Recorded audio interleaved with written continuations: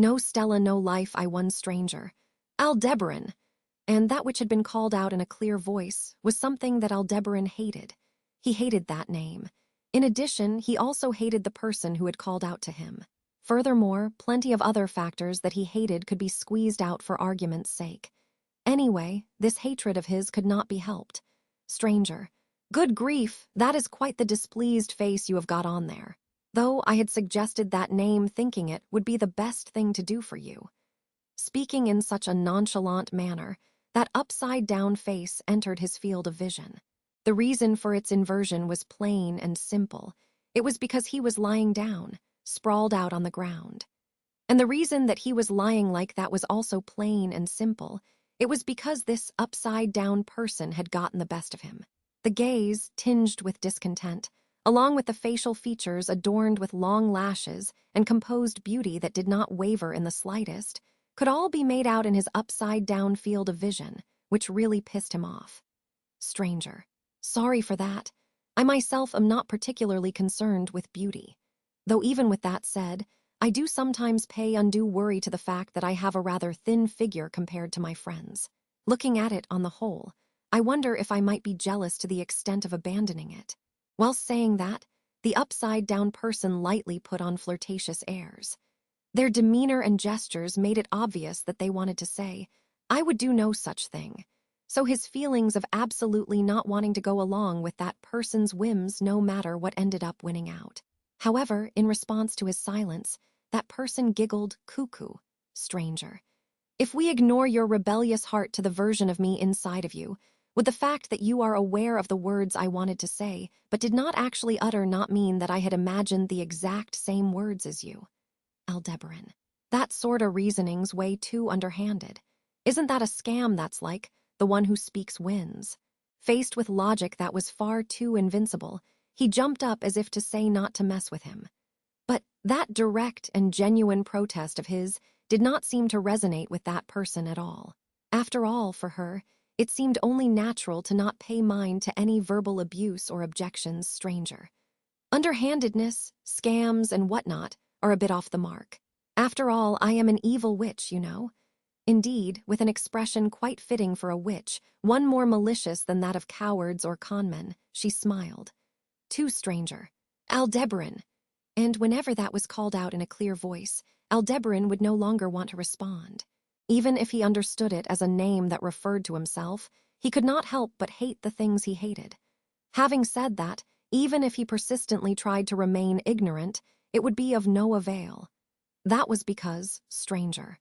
Aldebaran, Aldebaran, Aldebaran, Aldebaran, Aldebaran, Aldebaran, Aldebaran, Aldebaran, Aldebaran, Aldebaran, Aldebaran. Hey, shut the fuck up. I can hear you. Stranger. That is good to hear. I was also wondering if you could hear me as I was calling out to you. It is of utmost importance that there are no discrepancies in our mutual perception. So then, have you heard? At the unashamed words of the witch, Aldebaran sat cross-legged and rested his chin in his left hand. With his lips zipped up in a frown, he demonstrated his lack of intent to answer. But unfortunately, this was not a person so kind as to permit him the right to remain silent. Aldebaran, keeping his mouth shut as he tried to compete against her in a battle of silent endurance, those black eyes trained their gaze on him silently. Aldebaran. Hick, fine. It was about magic, right? The thing you love and are so good at with so much knowledge worthy of celebration. Yeah. Which? So you do know. But then again, there is some room for argument as to whether I like magic or not. It seems that both myself and others all recognize that I am good at it. But as for whether being good at something immediately locks me into liking or disliking it, Aldebaran, don't go saying 100 things in response to just one. I'm increasingly losing the will to talk to you. As the witch immediately made him regret his careless remark, Aldebaran roughly scratched his head. Closing a single eye as she looked at him, the witch sighed with a really now, and, witch, why do you always try to shut down the flow of the conversation like that? Even though the result will be the same, you still engage in this pointless resistance. It is not efficient, so I struggle to understand. Aldebaran, if you don't like it then just stop. Not like I'm asking you to do this. Which, dislike? I had never even thought of the notion of disliking this. I had said I struggle to understand, but it is not as if I am rejecting that. Rather, as somebody who wishes to learn things that I do not know, I am more inclined to take interest in the things that are difficult. That said, Aldebaran, that said, which, despite being of the same origin, I am seriously troubled as to why such a difference in results has been produced. An earlier or later birth, difference in environments, the scope of a sense of purpose. Such various factors are conceivable, but it does not seem practical to narrow them down to specifically one factor. Placing a finger to her lips, the witch muttered and went into her own little world. As this showed signs of dragging on for a while, Aldebaran looked up to the sky feeling fed up. Overhead was a sky that went on and on and on, without any visible rifts. Far in the distance, the green plain that met the sky at the horizon was similarly spread out over a vast area with no end in sight. In reality, if one ventured out there without thinking about anything, they would most likely get lost and die. That was the sort of place it was. This was a dream space created by the witch. It was always this place when he came, but each time he was invited, he was shocked at the extraordinary feat of creating an entire individual world. The witch was capable of this much, and yet even she harbored a grand desire that she had been unable to fulfill. To try and get such a tiny individual to fulfill it for her made it unthinkable that she was sane. Which, unfortunately, I cannot help but say that that impression of yours is a shallow one. Aldebaran, you came back from your own world faster than I expected. Which, I was just immersed in contemplation for a bit. Ah, did you refer to that as my own world? That is an interesting way to phrase it. As expected, you have ideas that I do not. Aldebaran. The witch smiled in admiration, and understanding that those black eyes were projected past him onto somebody else, and praising that other person, Aldebaran spat out a K in a cursing manner. His reaction caused the witch to blink in surprise, and, witch, surely you do not expect me to be able to guess the emotions of others, right? Both you and I do not have the leeway to waste time in vain.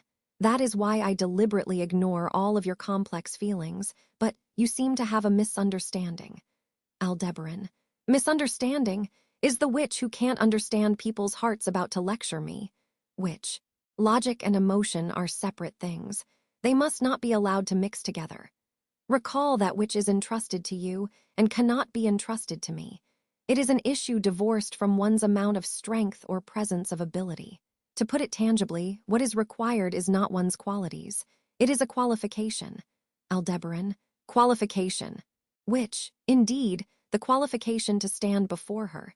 It is a matter of possessing that. The reasons why I talk to you about various things all coalesce around that one point. Did I answer your question? Stroking her own long white hair, the witch inclined her head. She had prefaced that she did not understand the hearts of people, but Aldebaran's questions were all precisely cleared up by her eloquence. It was extremely difficult to believe that she could not understand people's hearts, as she claimed. Perhaps that too was founded in the witch's own logic, serving as an expression to make a show of her faults. Which, I'm just mimicking, and I don't think I'm particularly good at it either. Aldebaran.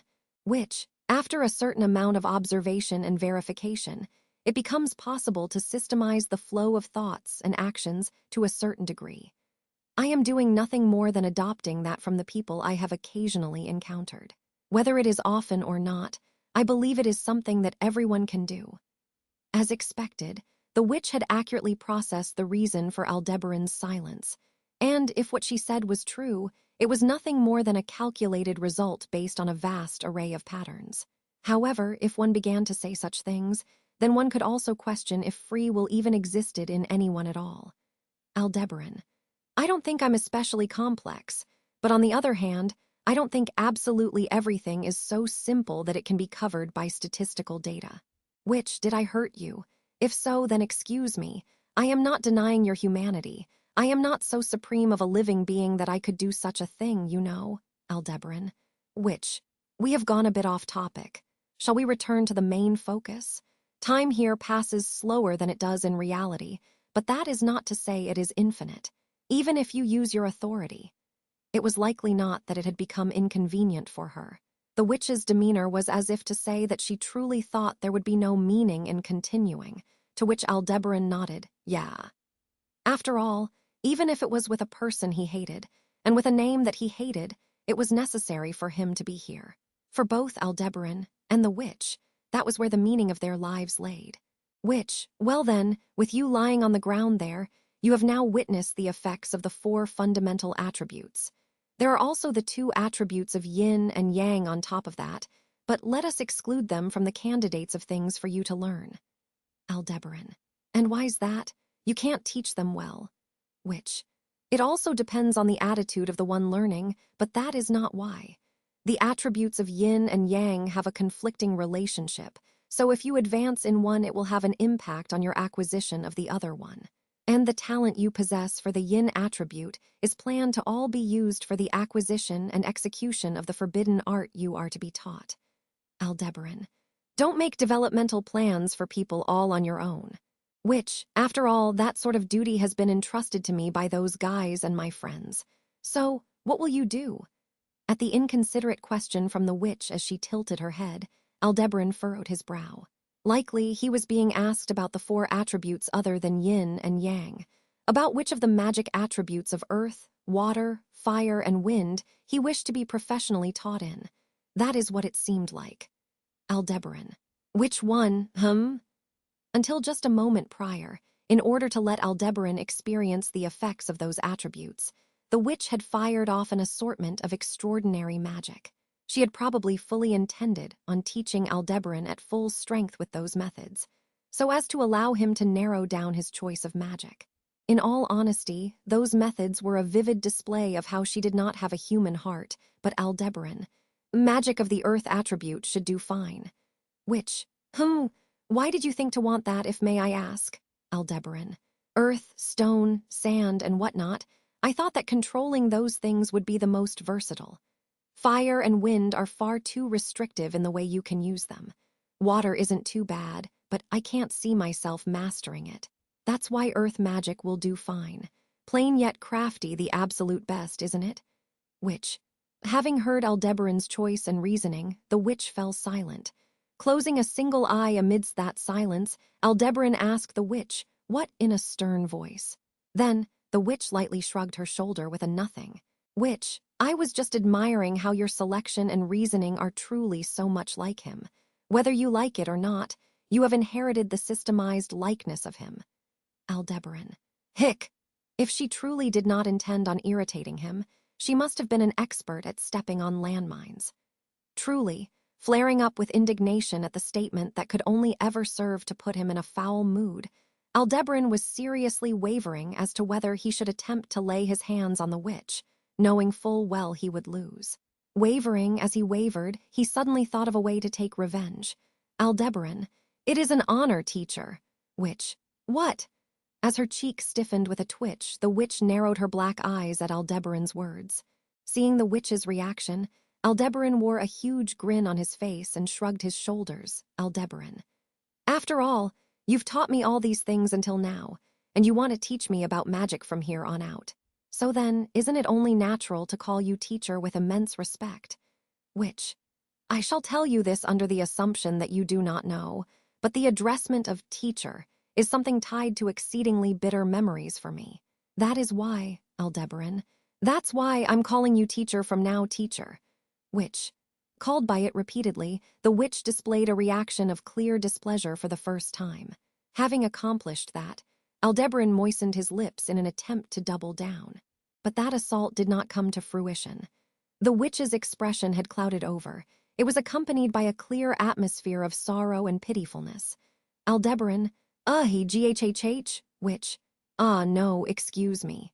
My thoughts experienced external turmoil from your heartless conduct. As I continue to go along with you hereafter, I am also resolved for pain, so, Aldebaran, my bad, it was my fault. I'll apologize, so stop making that heart-wrenching face. Even if that face meant his revenge had been a success, he did not feel good in the slightest. Rather, it seemed like he would start having bad dreams, so Aldebaran, who was supposed to be the one attacking, ended up hoisting a white flag.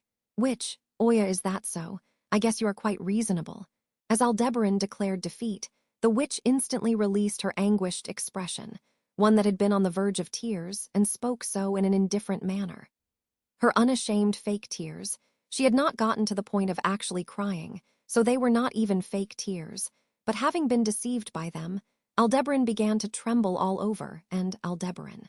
You, this fucking bitch. Which, what a horrible comment. However, I was merely educated that if you are going to irritate others, you must have the resolve to do so. If you are going to go as far as to call me that, I would be more at ease if you would just call me teacher, reluctant as I may be. Aldebaran. MH. Which, of course, my impression that it is an unpleasant title will not change. Only, I am in a position to force many forms of discomfort upon you from here on, and hence, we ought to make a few concessions. Right, with a wink, the witch had stood dominant until the very end, and Aldebaran knew it would be unproductive to try and argue against her. To begin with, it was something that he was fully aware of. After all, ever since his birth, before they had formed this sort of relationship, not once had he managed to beat her in an argument. Which, so then, about your choice? Yes, I think it is a good one. You do not seem to have any talent for magic. There is no possibility except for an exceedingly mediocre one. In that case, by honing that mediocrity as much as possible, you can aim for the gaps in the armor of an opponent who has secured themselves with an iron helmet. Aldebaran. If you're gonna put on airs, teacher, at least praise me some more. This is only the first lesson. Which, you want me to flatter you with things that I have not even thought of. Well, I'm quite good at saying heartless things, but I suppose I do not wish to face you in such a way. The reason for that is, you know it even without me telling you, correct? Aldebaran. That face won't work on me. You're so ill-natured. At the black eyes that stared up at him, Aldebaran stuck out his tongue and took a stance of denial. That instant, the witch also stuck out her tongue as if she wanted to say too bad, and then raised a single finger. Then, witch. Then, with your body. Even if I say that, this is a spirit world and hence you have a spiritual body, but let us have you learn by enduring some attacks. Either way, you will end up experiencing death many times over from here on. Crushed, ground up, torn apart, it would be good to prepare for the many ways you may lose your life. Aldebaran. Oi, is that really the right way to be going about things? Are you sure you're not just extremely angry with me? Which, ha ha ha, I do not understand emotions, so I have never been angry. Aldebaran, you filthy liar! Right after he screamed that out loudly, the shape of the world slowly began to shift. Around the witch with her finger raised, a square section began to rise out from the ground of the plain, and that cube-shaped object floated up. That which was revolving around the witch, akin to a beast baring its fangs, was an attack preparation. Looking at that, as Aldebaran gulped down his saliva at the sense of danger, he simultaneously had a thought. If he could do the same thing, in what kind of ingenious way would he use it? Which, that attitude bears resolve. You are truly greed. Aldebaran, shut the hell up, you shitty teacher. Verbally abusing the smiling witch, he plunged into the lesson on which his life was staked. All of it was in preparation for fulfilling the meaning for which Aldebaran had been born. In order to arrive at the forthcoming day he would surpass the stars, this was the start of laying the bricks that would reach the realm of 1 billion. End.